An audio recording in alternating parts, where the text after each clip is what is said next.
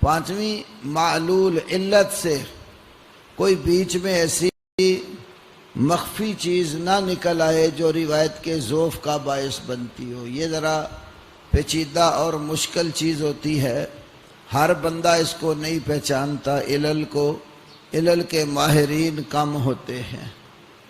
تو یہ 5 چیزیں ہوں تو روایت صحیح ہوتی ہے، 5 میں سے کوئی ایک بھی رہ جائے تو روایت ضعیف ہو جاتی ہے۔ اب اگر انہی راویوں میں کوئی راوی کذاب ہو، جھوٹ بولتا ہو، تو روایت اس کی موضوع ہو جاتی ہے۔ تو محدثین نے اتنا زیادہ کام کیا ہے، ہر راوی کے متعلق پورا تلاش کی ہے، یہ پیدا کہاں ہوا ہے، اس کی سن ولادت کیا ہے، اس کا خاندان کیسا ہے، کس خاندان میں اس نے آنکھ کھولی ہے، اس نے دین کی تعلیم لینا کب شروع کی ہے، کس کس استاد سے اس نے پڑھا ہے، پڑھنے کے ساتھ اس نے دین سیکھنے کے لیے سفر کہاں کہاں کیا ہے، پھر یہ راوی کہیں جھوٹ تو نہیں بولتا، عام گفتگو میں اس کا جھوٹ بولنا ثابت ہوتا ہے یا نہیں، روایت بیان کرنے میں جھوٹ بولتا ہے یا نہیں، راوی کی صفات کیا ہیں، پھر اس سے روایت کرنے والے کون کون لوگ ہیں، اور کہاں کہاں اس نے بیان کیا اور کن کن لوگوں نے اس سے روایت کو لیا ہے، اس کی تاریخ وفات کیا ہے، یہ فوت کب ہوا ہے، یہ ساری ہسٹری راویان حدیث کی باقاعدہ ضبط کی گئی ہے، اور اس پر جو علم مرتب ہوا اس کو علم الرجال کہتے ہیں، راویوں کے متعلق اسماء اور رجال بھی کہتے ہیں، بڑی بڑی کتابیں ہیں اس کے اوپر۔ مثلا تاریخ دمشق ہے، اب دمشق میں جو لوگ گئے پڑھنے، جن جن سے پڑھا، ان کے حالات زندگی امام ابن عساکر نے 80 جلدوں میں مرتب کی اور چھپی ہوئی ہے۔ تاریخ اسلام امام ذہبی کی 50 جلدوں میں چھپی ہوئی ہے۔ سیر و اعلام نبلاء ذہبی کی 25 جلدوں میں موجود ہے۔ امام بخاری کی تاریخ کبیر پرانا نسخہ 12 جلدوں میں اکتبا ہوا، تاریخ صغیر 1 جلد میں، تاریخ اوسط 5 جلدوں میں چھپی، امام ابو زرع رازی کی کتاب الضعفاء وہ بھی چھپی موجود ہے۔ اب ابن ابی حاتم رازی کی کتاب الجرح والتعدیل، اسی طرح امام احمد ابن عدی کی الکامل فی ضعفاء الرجال، امام دارقطنی کی علل، بے شمار کتابیں ہیں جو راویان حدیث کے اوپر باقاعدہ محدثین نے لکھی ہیں۔ اسی لیے تاریخ پیدائش، تاریخ وفات ضروری قرار دے دی گئی، تاکہ مثلا میں سوری صاحب سے بیان کرتا ہوں وہ کب فوت ہوئے، میری ولادت کب ہے، کیا میری زندگی میں اتنے سال بنتے ہیں کہ ان کی وفات تک جو ہے میری عمر کتنی تھی، پورا یہ بایو ڈیٹا جو ہے محدثین نے ضبط کیا ہے۔ اور اگر کہیں ایسا نکل آئے ایک راوی روایت کرتا ہے اوپر کسی کا نام لے کر اور اس کی وفات پہلے ہو، یہ پیدا بعد میں ہوا ہو، تو کیسے مانا جائے گا اس نے اس کا زمانہ پایا، وہ انقطاع پیدا ہو جاتا ہے۔ مثلا موطا امام مالک میں ایک روایت ہے، یزید بن رومان کہتے ہیں کہ حضرت عمر کے دور میں 20 تراویح پڑھی جاتی تھی۔ اب یزید بن رومان کے بارے میں محدثین نے لکھا ہے لم یدرک عمرہ، اس نے تو حضرت عمر کا زمانہ ہی نہیں پایا، حضرت عمر کے دور میں یہ پیدا ہی نہیں ہوا تھا، تو اس کی بات کیسے مانی جائے گی؟ تو اسی طرح بعض راوی جب جھوٹ بولتے پکڑے جاتے ہیں تو 2 صورتیں ہوتی ہیں، ایک یہ ہے کہ عام گفتگو کے اندر وہ جھوٹ بولتا پکڑا گیا، ایک یہ ہے کہ حدیث نبوی بیان کرتے ہوئے اپنی طرف سے بات اس میں داخل کرتا ہوا پکڑا جاتا ہے، عام گفتگو میں جھوٹ بولتا ہے، تو ایسے راوی کو متہم بالکذب کہتے ہیں۔ رسول اللہ کے اوپر اتہام لگاتا ہے، ایسی بات آپ کی طرف منسوب کرتا ہے جو آپ نے نہیں کہی، پکڑا جاتا ہے تو اس کو کذاب کہا جاتا ہے۔ کذاب راوی کی روایت کو موضوع اور من گھڑت کہا جاتا ہے۔ تو صحیح ضعیف کی پہچان کے لیے اس علم کو پڑھنا ضروری ہے۔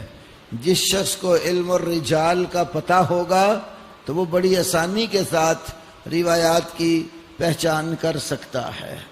تو چونکہ ہمارے ہاں آج کل دین کا علم برائے نام رہ گیا، لوگ قرآن پاک ناظرہ پڑھ لیں تو بڑی بات سمجھی جاتی ہے، چہ جائے کہ وہ اتنی باریکیاں اور روایات اور راویان حدیث کا علم رکھتے ہوں۔ امام بخاری علیہ رحمہ، ان کا زمانہ، اس سے پہلے کا دور، کچھ بعد 5ویں 6 صدی ہجری تک کا دور ایسا تھا کہ وہ لوگ، عام لوگ بھی یہی علم کتاب و سنت کا پڑھتے تھے اور حالات سے پوری طرح باخبر ہوتے تھے۔ ایسے ایسے ماہرین لوگ ہوتے تھے جو لوگوں کے نسب نامے تک اچھی طرح جانتے تھے۔ امام ابن حزم ہے، جمہارات و انساب العرب کتاب لکھی، عربوں کا نسب نامہ پورے، اتنی ضخیم کتاب ہے۔ اور بھی بڑے بڑے امام ہیں جو لوگوں کے نسب کو اچھی طرح جانتے ہیں، یہ کس قبیلے سے ہے اور اس کا باپ، دادا، پردادا، چچا، تایا، ماموں، اس کا خاندان کیسا ہے، ننہال، دودھال، ہر چیز کو جاننے والے لوگ تھے، پورے حالات پڑھتے تھے۔ آج بھی عربوں میں نسب کے ماہرین بہت لوگ ہیں۔ پچھلی دفعہ حرم میں گیا اللہ کی توفیق سے، تو وہاں ایک شیخ ابراہیم الہاشمی ہیں، حرم میں میری ان سے ملاقات ہوئی، پہلے ٹیلی فونک رابطہ تھا، تو انہوں نے اپنی 8-9 کتابیں بھی مجھے دی۔ تو نسب کے بہت ماہر ہیں۔ کسی شخص نے وہاں ہاشمی ہونے کا دعویٰ کر دیا، وہ خود ہاشمی قبیلے سے تھے ہیں، بلکہ انہوں نے پھر وہ بندہ جھوٹا تھا، انہوں نے پورا سلسلہ نسب جو ہے ہاشمی خاندان کا، کہاں کہاں آباد ہیں، ان کی اولادیں کدھر ہیں، اس کو بتایا، اور پھر کہا کہ تمہارا نسب تو کسی جگہ بھی نہیں ملتا، تم کیسے ہاشمی ہو؟ جیسے ہمارے یہاں کتنے میراثی ہوتے ہیں، ہاشمی قریشی بن جاتے ہیں اور آل رسول کہلانے لگ جاتے ہیں، ہمارے یہاں پہچان نہیں رہی کہ نسب کے ماہرین نہیں ہیں۔ عربوں میں آج بھی نسب نامے جاننے والے ماہرین لوگ موجود ہیں جو باقاعدہ ان چیزوں کو اچھی طرح پڑھتے، یاد کرتے اور یاد رکھتے ہیں۔ راویان حدیث پر اب بھی عربوں میں بہت لوگ، مدارس ہیں جہاں پر یہ علم باقاعدہ پڑھایا جاتا ہے۔ ہمارے ہاں مدارس میں رجال کا علم بالکل نہیں پڑھایا جاتا، بس حدیث کوئی آ جائے تو استاد بتا دیتے ہیں کہ اس میں صحیح ہے یا ضعیف ہے اور وجہ صوف کیا ہے۔ دارالحدیث مکہ میں بڑا اچھا ایک ادارہ ہے جو اجمی لوگوں کے لیے بنایا گیا ہے۔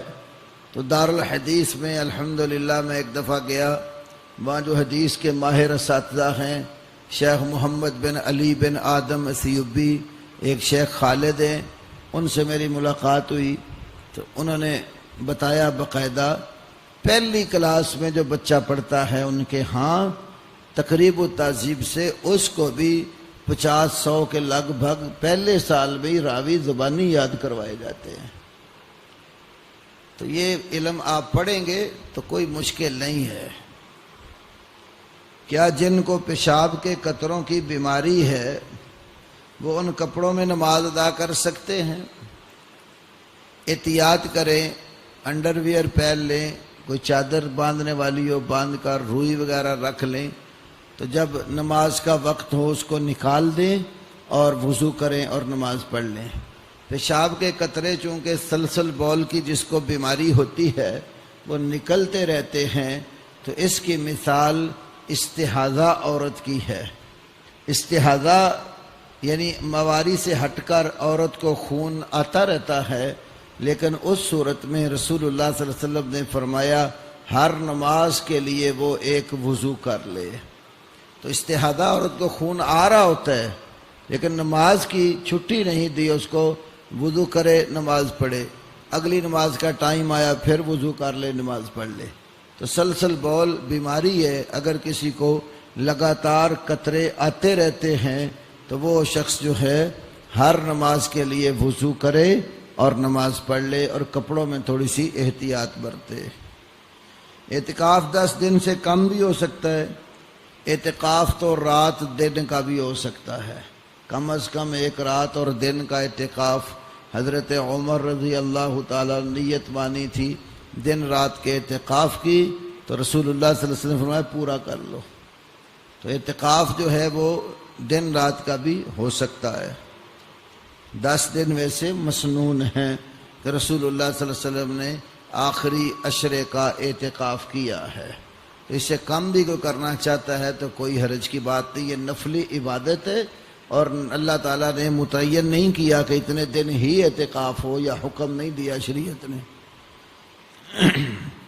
وَلَوْ شِئْنَا لَبَعَثْنَا فِي كُلِّ قَرْيَةٍ نَذِيرًا وَلَقَدْ بَعَثْنَا فِي كُلِّ أُمَّةٍ رَسُولًا۔ کیا ان آیات میں تعارض ہے؟ کوئی تعارض نہیں ہے۔ ایک ہے اللہ کہتا ہے اگر ہم چاہیں تو ہر بستی میں ایک نذیر بھیج دیں، دوسرے میں ہے کہ ہم نے ہر امت میں ایک رسول بھیج دیا۔ یہاں امت کا لفظ ہے تو اور وہاں پر قریہ کا لفظ ہے۔ امت کے لیے ضروری نہیں کہ ایک ہی بستی میں ہو، امت تو کئی بستیوں میں آباد ہو سکتی ہے۔ جیسے ہم نبی علیہ السلام کی امت ہیں، اب ہم ایک ہی بستی میں سارے رہتے ہیں، تو ایک امت کئی بستیوں میں رہ رہی ہے، بلکہ پوری دنیا میں پاکستان میں کتنی بستی ہیں، ہر بستی میں امت موجود ہے۔ تو ایک ہے ہر امت، دوسرا ہے ہر بستی۔ تو اللہ کہتا ہے میں چاہوں تو ہر ایک گاؤں میں، ہر ایک بستی میں نذیر بھیج سکتا ہوں، لیکن ہر بستی میں اللہ نے نذیر نہیں بھیجا، امتوں میں اور قوموں میں اللہ نے بھیجا۔ تو تضاد ہے ہی کوئی نہیں ان میں۔ کیا ٹیکہ روزہ کی حالت میں لگوانے سے روزہ ٹوٹ جاتا ہے؟ حالت روزہ میں انجیکشن لگوانے سے اجتناب کیا جائے۔ اگرچہ کئی اس میں علماء کے 2 گروہ ہیں، ایک گروہ کے نزدیک ایسا انجیکشن جو خوراک والا تقویت والا ہو وہ نہ لگائے، جو پین کلر ہے وہ لگا لے، لیکن اس میں بھی احتیاط کی ضرورت ہے۔ ابن عباس رضی اللہ تعالی عنہ سے امام بہقی کی سنن کبریٰ میں آیا ہے کہ روزہ ہر اس چیز سے ٹوٹ جاتا ہے جو جسم میں داخل کی جاتی ہے۔ تو اسے اس قول کو مد نظر رکھتے ہوئے حالت روزہ میں انجیکشن نہ لگوایا جائے۔ اگر کسی کو زیادہ پرابلم ہو رہی ہے روزہ کھول دے۔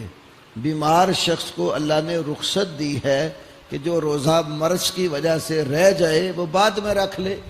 فَمَنْ كَانَ مِنْكُمْ مَرِيضًا وَعَلَىٰ سَفَرٍ فَعِدَّةٌ مِّنْ أَيَّامٍ أُخَرَ۔ جو بیمار ہو یا سفر پہ ہو تو وہ جتنے روزے رہ جائیں گنتی کر کے باقی دنوں میں پورے کر لے۔ اذان کے 5 منٹ بعد تک کھانا کھانے سے روزہ درست ہوگا؟ یہ 5 منٹ والی کوئی قید نہیں ہے، کیونکہ منٹ تو اس وقت اللہ کے نبی کے زمانے میں گنے ہی نہیں جاتے تھے۔ بس جب حضرت ام مکتوم اذان دیتے تھے تو اسی وقت کھانا پینا چھوڑ دیا جاتا تھا، اور وہ نابینے تھے ان کو بتایا جاتا تھا کہ صبح ہو گئی ہے تم اب اذان دے دو۔ تو ایک رخصت ابو داؤد میں آپ کھانا کھا رہے ہیں، اذان ہو گئی ہے، تو جو برتن آپ کے پاس کھانے کے لیے ہے اس میں جو کچھ ہے اس سے اپنی حاجت پوری کر لیں، اس سے تجاوز نہ کریں۔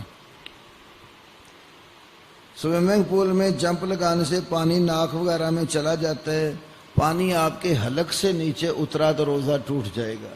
اسی لیے روزے دار کو جب وضو کرتے ہیں تو ناک میں پانی مبالغے کے ساتھ کھینچنے سے منع کیا ہے۔ آپ صلی اللہ علیہ وسلم فرمایا کہ استنشاق میں مبالغہ نہ کر، بالغ فی الاستنشاق الا ان تکون صائما، ناک میں پانی چڑھانے میں مبالغہ کیا کرو مگر روزے کی حالت میں نہیں۔ آپ نے روزہ رکھا ہوا تو ناک میں پانی اوپر نہ کھینچیں، کیونکہ اوپر کھینچنے سے نالیوں کے ذریعے پھر حلق میں چلا جاتا ہے۔ تو آپ نے روزے کی حالت میں ضرور ایسی سوئمنگ کرنی ہے جس سے پانی آپ کے نتنوں میں چڑھے اور آپ کا روزہ ٹوٹے۔ روزے میں احتیاط کی ضرورت ہے۔ ٹوپی پہننے کا مقصد سر ڈھانپنا ہوتا ہے، جبکہ کچھ لوگ ٹوپی اس طرح پہنتے ہیں سر آگے کے بال ماتھے پر گر رہے ہوتے ہیں۔ سر ڈھانپنے سے کیا مراد ہے ٹوپی کا؟ شریعت نے یہ تو نہیں کہا کہ ٹوپی ایسی ہو کہ سر کا کوئی بال نظر ہی نہ آئے۔ ٹوپی سر پر چھوٹی ہو یا بڑی، شرع نے اس کی حد نہیں بیان کی۔ صحابہ ٹوپیاں پہنتے تھے، بعض ایسی ہوتی تھی جو کانوں تک ہوتی تھی، بعض چھوٹی ہوتی تھی۔ تو ٹوپی پہننے کا خالی مقصد سر ڈھانپنا بھی نہیں، ٹوپی آپ کی زینت بھی ہے۔ مرد کے لیے سر ڈھانپنا فرض ویسے ہی نہیں ہے، ایک طریقہ ہے۔ رسول اللہ صلی اللہ علیہ وسلم پگڑی بھی باندھتے تھے، ٹوپی بھی پہنتے تھے، صحابہ بھی ٹوپیاں پہنتے تھے، لیکن یہ بات کہیں وارد نہیں ہوئی کہ ٹوپی پہنی ہو تو سر کے بال جو ہیں وہ ننگے نہیں ہونے چاہیے، یہ بنایا ہوا مسئلہ ہے۔ مؤذن کی اجرت کے بارے میں کیا حکم ہے؟ حدیث میں ممانعت وارد ہوئی ہے، خالی مؤذن ہی اگر ہے نا تو فرمایا ایسا مؤذن رکھو جو اجرت نہ لیتا ہو، یہ ابو داؤد کی حدیث ہے۔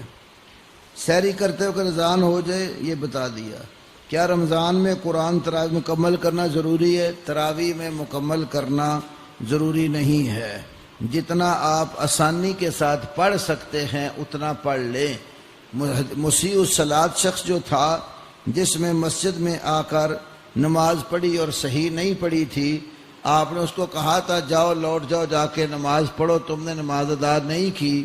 پھر اس نے کہا تھا مجھے نماز سکھاؤ، تو آپ نے اس کو نماز سکھاتے ہوئے کیا فرمایا تھا؟ آپ نے فرمایا ثم اقرأ بأم القرآن ثم اقرأ بما شئت، فاتحہ پڑھو پھر جو جی چاہے پڑھ لو، فاتحہ پڑھو پھر اس کے بعد جو جی چاہے پڑھ لو۔ تو فاتحہ کے بعد اگلی قرات انسان کی منشا پر ہے، جتنی پڑھنا چاہے پڑھ لے۔ ایک رکوع پڑھتا ہے، دو پڑھتا ہے، پارہ پڑھتا ہے، دو پارے پڑھتا ہے، جتنی بندے کی منشا ہے پڑھ لے۔ ایک رات رسول اللہ صلی اللہ علیہ وسلم قیام کے لیے کھڑے ہو گئے، فاتحہ پڑھی، آپ کے ساتھ مسعود بھی مل گئے، آپ نے سورۃ بقرہ شروع کر دی۔ صحابی کہتے ہیں میں نے سمجھا شاید 100 آیتیں پڑھ کے رکوع چلے جائیں گے، جب 100 آیتیں پڑھی آپ اور آگے نکل گئے۔ پھر کہتے ہیں میں نے سمجھا شاید 200 آیتیں پڑھ کر رکوع جائیں گے، آپ اس سے بھی آگے نکلے، بقرہ ختم کر دی۔ سورۃ بقرہ ختم کرنے کے بعد آپ نے آل عمران شروع کر لی، پوری آل عمران پڑھی۔ اس کے بعد پھر سورۃ النساء شروع کر دی، آپ نے وہ بھی پوری پڑھ دی۔ یہ تو بندے کی ہمت پر ہے نا۔ اب ایک رکعت میں پہلی بڑی فاتحہ کے بعد 3 سورتیں رسول اللہ صلی اللہ علیہ وسلم پڑھ گئے ایک ہی رکعت میں، تو آپ کو اللہ نے ہمت دی ہوئی تھی، آپ کو بھی ہمت ہے، آپ 2 پارے 4 5 8 10 جتنے پڑھ سکتے ہیں پڑھ لیں۔ بہرحال کوشش یہ کریں کہ 3 دنوں سے کم راتوں میں قرآن ختم نہ کریں۔ آپ صلی اللہ علیہ وسلم فرمایا جو 3 دنوں سے کم قرآن ختم کرتا ہے اس نے قرآن کو سمجھا نہیں ہے۔ کیا داڑھی بنوانا گناہ ہے؟ اللہ کے نبی کے حکم کی مخالفت کرنا گناہ ہے۔ آپ نے حکم دیا ہے واف اللحیٰ، داڑھی کو معاف کر دیجئے۔ جب اللہ کے نبی کا یہ حکم ہے تو آپ معاف کرنے کی بجائے صفایا کرتے چلے جائیں تو نبی کے حکم کی مخالفت کی ہے۔ قرآن کہتا ہے فَلْيَحْذَرِ الَّذِينَ يُخَالِفُونَ عَنْ أَمْرِهِ أَن تُصِيبَهُمْ فِتْنَةٌ أَوْ يُصِيبَهُمْ عَذَابٌ أَلِيمٌ۔ لوگوں کو نبی کے حکم کی مخالفت کرنے سے ڈر جانا چاہیے، کہیں انہیں فتنہ یا دردناک عذاب نہ پہنچ جائے۔ تو رسول اللہ نے حکم دیا واف اللحیٰ، داڑھی کو معاف کر دو۔ کہیں فرمایا وفر اللحیٰ، اس کو وافر کرو۔ کہیں فرمایا اوف اللحیٰ، کہیں فرمایا ارج اللحیٰ۔ تو وافو، وفو، وفرو، ارجو، ارخو، 5 طرح کے حکم کے صیغے اس بارے میں وارد ہوئے ہیں، جن کو قاضی شوقانی نے نیل الاوطار میں اور امام نووی نے شرح صحیح مسلم میں جمع کیا ہے۔ اسی لیے پوری امت کے علماء کا متقدمین جتنے گزرے ہیں داڑھی مڈانے کی حرمت پر اتفاق ہے۔ مقتدی نماز میں آمین امام کے ساتھ کہیں گے یا امام کے بعد؟ تو امام جب آمین کہے نا اس کے بعد کہنا چاہیے۔ اگر اس ساری حدیث کو سامنے رکھیں جس میں مطابقت اور اقتداء کا حکم ہے، انما جعل الامام لیتم بہ، امام اس لیے بنایا گیا کہ اس کی اقتداء کی جائے۔ تو میں نے ایک دفعہ آپ کو بتایا تھا کہ ایک امام کے پیچھے نماز پڑھنے کی 4 صورتیں ہیں۔ نمبر 1 متابعت، امام کام پہلے کرے گا اس کے پیچھے آپ کرتے چلے جائیں۔ نمبر 2 مساوات، جو کام امام نے کیا اس کے ساتھ ہی آپ کریں، برابری کریں۔ نمبر 3 مسابقت، امام سے پہلے آپ کام کریں۔ نمبر 4 مخالفت، امام کچھ اور کر رہا اور آپ کسی اور کام میں لگے ہوں، مخالفت بھی منع ہے، مساوات بھی منع ہے، اور امام سے جو ہے نا مخالفت مساوات یہ دونوں منع، اسی طرح مطابقت جائز، باقی شکلیں کوئی بھی درست نہیں ہے، صرف مطابقت کا حکم ہے۔ اذا کبر فکبروا، جب اللہ اکبر کہہ لے پھر تم اللہ اکبر کہو۔ یہ کہہ لے کا ترجمہ اس لیے کیا کہ دوسری حدیث میں یہ لفظ ہے لا تکبروا حتی یکبر، اتنی دیر کہ اللہ اکبر نہ کہو جب تک امام نہ کہہ لے۔ اذا سجد فاسجدوا، جب امام سجدہ کر لے یعنی سجدے میں جھک جائے پھر سجدے میں جاؤ۔ لا تسجدوا حتی یسجد، اتنی دیر تک سجدے میں نہ جاؤ جہاں تک کہ امام چلا جائے۔ یہ حدیث بتاتی کہ امام کے پیچھے پیچھے آنا ہے، تو امام کے پیچھے پیچھے چلتے آؤ۔ تو اس اعتبار سے امام کے منہ سے آمین کی آواز نکلنے دو پھر کہو۔ میں اپنے ائمہ مساجد کو تاکیداً یہ کہتا ہوں کہ آپ کی آمین کی آواز آتی نہیں ہے، میں نے کئی بار توجہ بھی دلائی ہے۔ جتنے یہاں بیٹھے ہو نا بھائی، نماز پڑھاتے ہو، جب فاتحہ شریف پڑھو تو اس کے بعد آپ کی آمین کی آواز پچھلوں کو آنی چاہیے۔ آپ کی آمین کی پیروی میں انہوں نے آمین کہنی ہوتی ہے۔ آپ صلی اللہ علیہ وسلم نے فرمایا کہ اذا امن الامام فامنوا، جب امام آمین کہہ لے تم بھی آمین کہو۔ اب امام صاحب کی آمین کی آواز ہی نہیں آتی تو پچھلے کس کا انتظار کریں؟ تو یہ ذہن میں رکھو، رسول اللہ صلی اللہ علیہ وسلم نماز پڑھاتے تھے، آپ کی آمین کی آواز پچھلی صفوں میں آتی تھی، صحابہ پیچھے آپ کی آمین سنتے تھے۔ تو قاری صاحب کو میں بالخصوص توجہ دلاتا ہوں، میں کئی بار پہلے بھی کہہ چکا ہوں، اب مسئلہ آ گیا ہے تو اس مسئلے میں کہے جا رہا ہوں کہ آمین کا خیال کیا کرو۔ حضرت عائشہ کی حدیث ہے، یہودی جن چیزوں سے مسلمانوں سے چڑ کھاتے ہیں اور حسد کرتے ہیں ان میں تمہارا امام کے پیچھے آمین کہنا اور سلام کہنا ایک دوسرے کو، اس سے یہودی تمہارے سلام اور آمین سے جتنا حسد کرتے ہیں اتنا کسی اور چیز پر نہیں کرتے۔ یہ امام احمد ابن حنبل کی مسند میں حدیث ہے اور بھی کئی کتابوں میں موجود ہے۔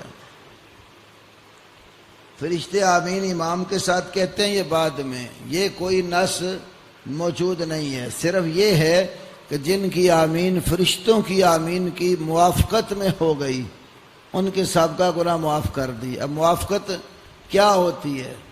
تو انہوں نے بھی آمین کہی، تم نے بھی کہی، اب ہمیں تو یہ پتہ نہیں ہوتا نا کہ وہ آمین کہہ رہے ہیں یا نہیں، ان کے عمل ہم سے مخفی ہیں۔